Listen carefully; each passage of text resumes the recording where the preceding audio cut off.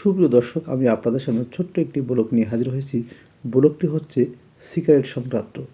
সুপ্রিয় দর্শক, আপনারা বলতেই পারেন, আমার টাকা আমার নেশা, তোর বাপের কেন এত মাথা জ্বালা, শালা তুই কি টাকা দিয়ে খাস নাকি তুই কিনে দিস, এটা আপনারা বলতেই পারেন।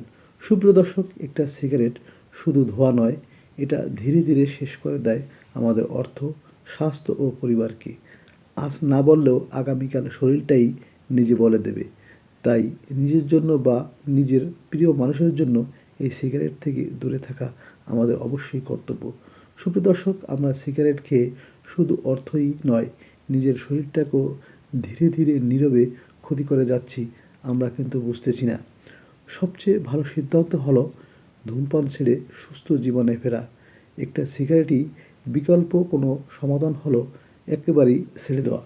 সুপ্রিয় দর্শক, আজকের একটি সিগারেটের সুখ টান, আগামীর অসুখের আমন্ত্রণ। সবাই সচেতন হন, একবার ভাবুন। Thank you. ব্লগটি ভালো লাগলে শেয়ার করে দেবেন।